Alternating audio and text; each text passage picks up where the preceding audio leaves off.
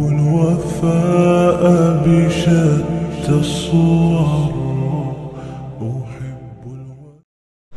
سورہ کہف کے اندر حضرت خضر علیہ الصلوۃ والسلام نے 2 یتیم بچوں کی دیوار جو گرنے والی تھی اس کو تعمیر کر دیا، اور پھر وجہ یہ بتائی کہ تعمیر اس لیے کیا وَكَانَ أَبُوهُمَا صَالِحًا.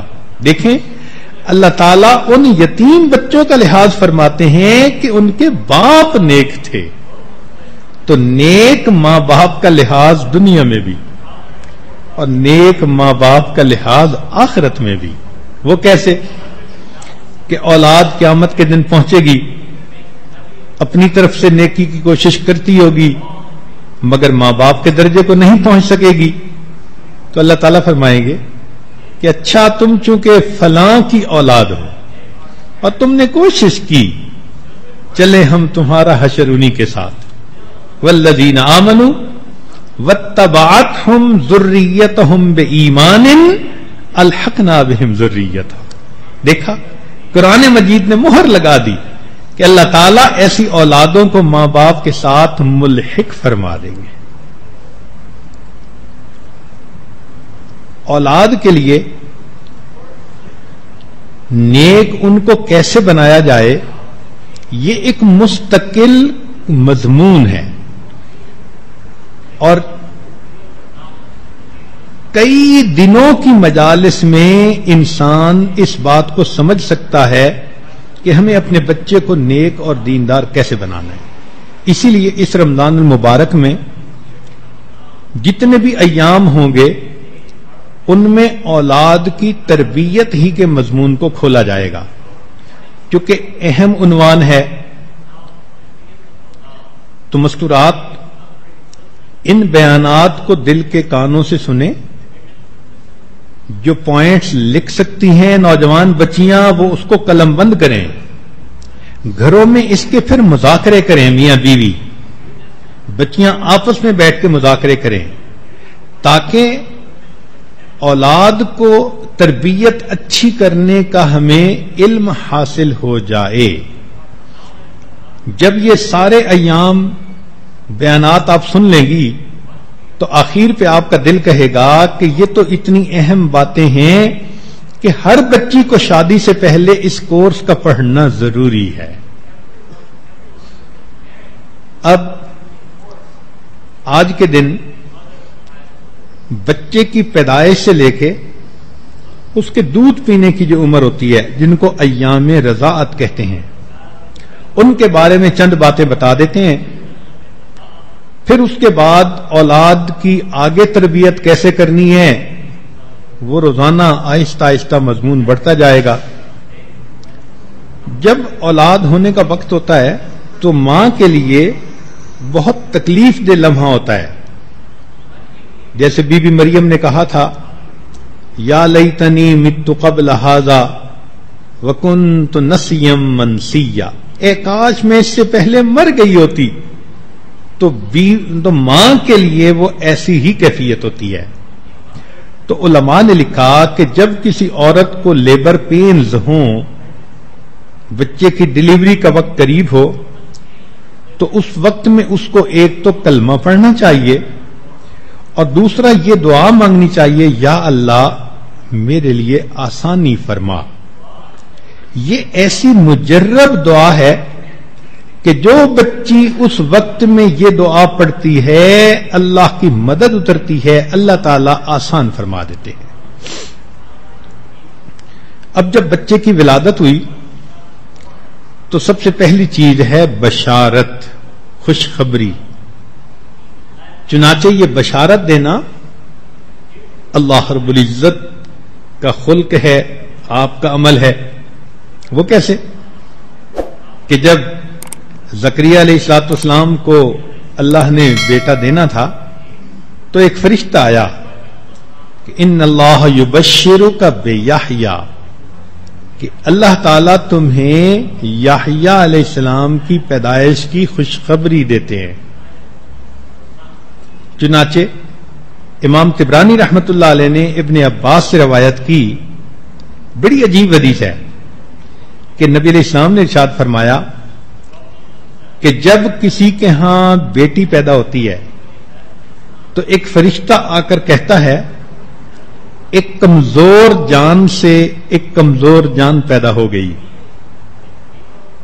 ماں بھی عورت تھی، آگے بیٹی ہو گئی، تو فرشتہ یہ آ کر کہتا ہے کہ ایک کمزور جان سے ایک کمزور جان پیدا ہو گئی، جو اس بچی کی پرورش کرے گا اس کے متولی کی قیامت تک اللہ مدد فرمائے گا. تو بیٹی کی پیدائش پر فرشتہ یہ الفاظ کہتا ہے. اور آگے سنیے کہ جب کسی کے ہاں بیٹا پیدا ہوتا ہے تو وہ فرشتہ آ کر اس لڑکے کی پیشانی کو چومتا ہے اور کہتا ہے کہ اللہ تعالی نے تجھ کو سلام کہا ہے. خود اس حدیث پاک کو پڑھ کر بڑا ہی حیران ہوا. ابن عباس لانو کی روایت ہے. تو دیکھیے اللہ رب العزت کی کیا رحمت اور مہربانی کہ اللہ رب العزت اس چھوٹے بچے کو سلام بھیج رہے ہیں جو دنیا میں آ کر اپنی زندگی کی ابتدا کر رہا ہے. اسی لیے اگر کسی کے ہاں اولاد ہو، ہمیں بھی چاہیے کہ ہم اس بچے کے نیک ہونے کی دعا کریں اور بچے کے ماں باپ کو اللہ کا شکر ادا کرنے کی تلقین کریں. کہہ دیتے ہیں جی مبارک ہو، تو ان الفاظ کا اصل میں مقصد یہی ہوتا ہے. ماں باپ کو چاہیے کہ جب اللہ تعالیٰ ان کو اولاد کی نعمت سے نوازے تو وہ دعا کریں اور شکر ادا کریں. چنانچہ ایک حدیث پاک میں آتا ہے کہ جب کسی کو اولاد کی خوشخبری ملے تو چاہیے کہ وہ کہے ماشاء اللہ لا قوت الا باللہ.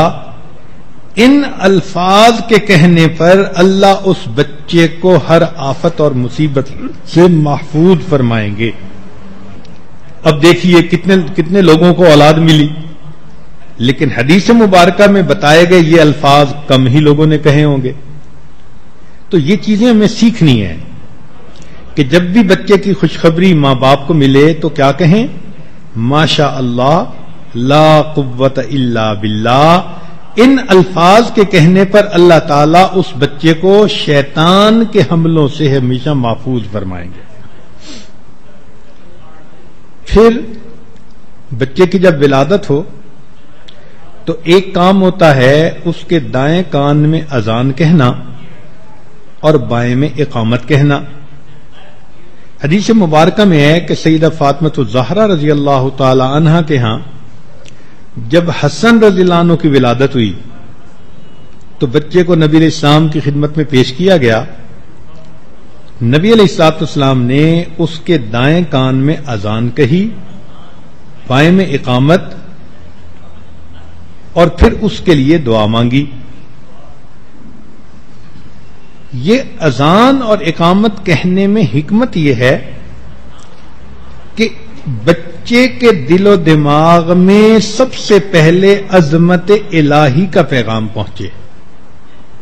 شاہ ولی اللہ محمد دہلوی رحمۃ اللہ فرماتے ہیں کہ ایک حکمت اس میں یہ بھی ہے کہ چونکہ اذان کے الفاظ سن کر شیطان بھاگ جاتا ہے، حدیث پاک سے ثابت ہے، تو جب بچے کے کان میں اذان کہی جاتی ہے تو بچہ اس شیطان سے محفوظ ہو جاتا ہے اور شیطان اس سے دور بھاگ جاتا ہے. پھر ایک کام کرنا ہوتا ہے جو سنت ہے کہ تہنیک کرنا.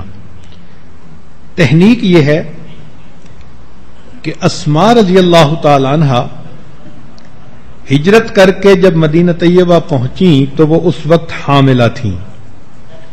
قباء کے مقام پر پہنچی تو ان کے ہاں بیٹا ہوا جس کا نام انہوں نے عبداللہ رکھا، اور یہ بچہ عبداللہ ابن زبیر کہلایا. یہ مسلمان مہاجرین کے ہاں پہلا بچہ تھا جو مدینہ میں پیدا ہوا، اور مسلمانوں کو اس کی پیدائش پر بڑی خوشی تھی.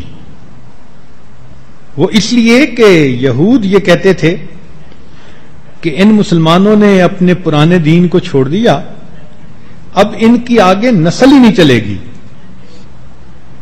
تو جب اللہ رب العزت نے مسلمانوں کو اس بیٹے سے نوازا تو خوشی اور بڑھ گئی. چنانچہ اسماء رضی اللہ تعالی عنہ بیٹے کو نبی علیہ السلام کی خدمت میں لے کر آئیں. نبی علیہ الصلوۃ والسلام نے بچے کو اپنے گود میں لیا اور ایک نرم کھجور آپ نے منگوائی اور اپنے منہ میں اس کو آپ نے چبایا. جب اس کھجور کے ساتھ اچھی طرح لعاب مبارک لگ گیا تو کھجور کا آپ نے کچھ حصہ اس بچے کے تالو پر لگا دیا. چنانچہ عبداللہ ابن زبیر اللہ عنہ کے منہ میں سب سے پہلے جو چیز پہنچی وہ نبی علیہ السلام کا لعاب مبارک تھا. تو یہ ایک سنت عمل ہے، لہذا کوئی بھی نیک مرد یا عورت قریب ہو تو اس سے بچے کی یہ تہنیک کروانی چاہیے اور پھر بچے کے لیے نیک بختی کی دعا کرنی چاہیے.